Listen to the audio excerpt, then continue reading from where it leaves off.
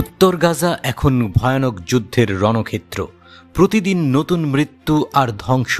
একদিকে ইসরায়েলি সেনারা তাদের সেনাবাহিনী দিয়ে গাজা শাসন করতে চাচ্ছে, বিপরীতে হামাস এবং ইসলামিক জিহাদ তাদের শক্তিশালী প্রতিরোধ রুখে দাঁড়াচ্ছে। ফিলিস্তিনি প্রতিরোধের এক অপ্রতিরোধ্য শক্তি। প্রতিটা মুহূর্তে ভেঙে পড়ছে ইসরায়েলি সেনাদের মনোবল। উত্তর গাজায় 40 ইসরায়েলি সেনার মৃত্যু নিশ্চিত করেছে আইডিএফ। 551তম প্যারাট্রুপার ব্রিগেডের 35 বছর বয়সী কমান্ডার সহ একাধিক সেনা নিহত হয়েছেন। তাদের মৃত্যুর পর উত্তরে এক নতুন মাত্রার যুদ্ধের শুরু। ফিলিস্তিনি প্রতিরোধ বাহিনী একের পর এক আক্রমণে ইসরায়েলিদের পিঠ দেয়ালে ঠেকিয়ে দিয়েছে। গাজার এই সংঘাতের মধ্যে একটি চিত্র স্পষ্ট হয়ে উঠছে। ফিলিস্তিনি প্রতিরোধ এখনও আধিপত্য ধরে রেখেছে। বিভিন্ন আন্তর্জাতিক সংবাদ মাধ্যম জানিয়েছে, গাজার উত্তরে হামাস ও তাদের মিত্ররা ইসরায়েলের বিরুদ্ধে লড়াই চালিয়ে যাচ্ছে। এই অঞ্চলে হামাসের হামলা এখন শুধুই সামরিক অভিযান নয়, এটি এক বৃহত্তর রাজনৈতিক আন্দোলনের অংশ। ফিলিস্তিনি প্রতিরোধের নিশানায় ইসরায়েলি সৈন্যরা। ইসরায়েলি সেনাবাহিনী যদিও গাজায় আক্রমণ চালিয়ে যাচ্ছে, তবে হামাস এবং ইসলামিক জিহাদের যুদ্ধের পরিকল্পনা প্রতিনিয়ত আরও শক্তিশালী হচ্ছে।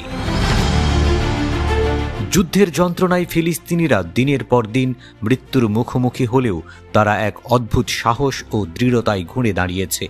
বালিয়ায় হামাসের মিত্ররা একটি ভবন উড়িয়ে দিয়েছে।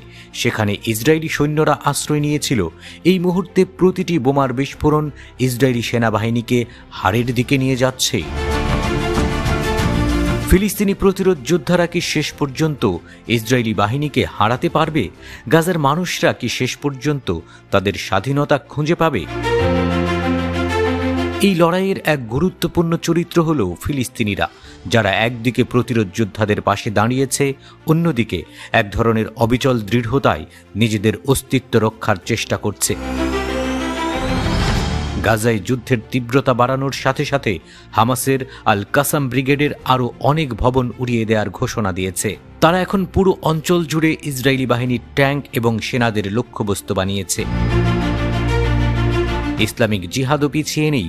পূর্ব জাবালিয়ায় তারা ইসরায়েলি মেরকাভা ট্যাঙ্কের দিকে রকেট ছুঁড়ছে।